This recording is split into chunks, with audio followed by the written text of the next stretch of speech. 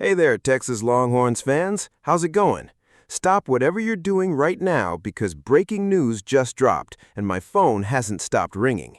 This is blowing up on social media and is the talk of every fan group out there, so I had to rush over here to tell you all about it. Sit down and take a deep breath because this directly concerns the future of our Texas team. First things first, if you're a die-hard fan of this team, if you bleed burnt orange and white, hit that like button on this video right now. It's not just about helping the channel. That like acts as a gauge, showing me that the fan base is closely following every decision, every behind-the-scenes move, and every controversy surrounding the program. The more likes we get, the faster I can bring you this hot news fresh off the presses. So come on, hit like, drop a comment below, and subscribe to the channel because there's some great stuff coming up. Now, let's get down to business. The name making waves right now is Dae'Quan Wright.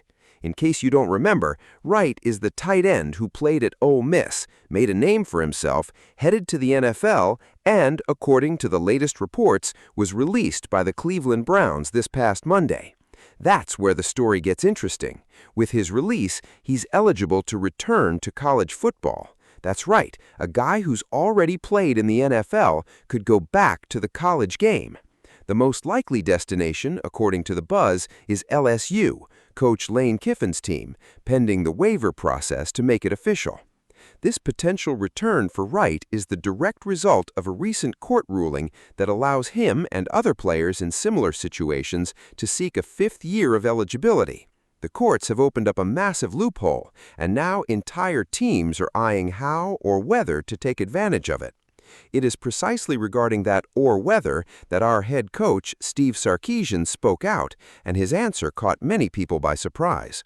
Sarkisian was asked directly about this wild eligibility landscape that seems to shift almost daily, and he was extremely candid.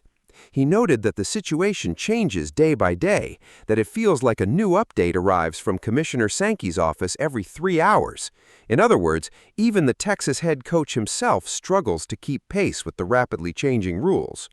But the most important point, and one I think every Texas fan needs to hear, is the stance Sarkisian has taken regarding this possibility. Many were already dreaming, would Texas go after a high-caliber addition before the season starts? Sarkisian's response was surprisingly cautious. He said he really likes the team he has built. While Texas would consider a genuine opportunity to upgrade the roster, the reality is that no one knows exactly what will be possible tomorrow, given how quickly the rules change. And here is the point I found most interesting, fans. Sarkisian questioned whether it is worth bringing in an outsider so close to the start of the season and risking the chemistry the team has built over 8 months of hard work.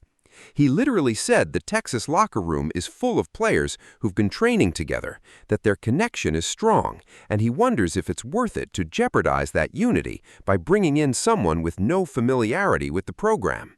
Think about it. There's no point in bringing in a superstar athlete if that player doesn't know the scheme, lacks a bond with teammates, and is unfamiliar with the routine, the discipline, and the internal locker room culture. Sarkisian clearly prioritizes group cohesion, and that speaks volumes about the kind of leadership he aims to build here in Austin. To further clarify this line of reasoning, Sarkisian cited a recent example from his own program, the case of offensive lineman Cole Hutson, who was granted an extra year of eligibility. As Sarkisian noted, Hutson had already been with the Texas program for 4 years. He knows the culture, knows Coach Flood, and has built trusting relationships with his teammates. It's a completely different scenario than bringing in an unknown player to join the roster right before the season starts. Sarkisian went even further. He questioned how a program could bring in a completely new player for a key position and simply expect that player to step into a leading role immediately, citing the hypothetical example of an outside quarterback arriving and expecting to become the starter out of nowhere. He openly admitted he wouldn't know how to make that work in practice. This highlights something I personally respect greatly about the way Sarkisian runs the program. He isn't willing to sacrifice the team's identity and unity just because a loophole has opened up allowing for the recruitment of outside players, even those with NFL backgrounds.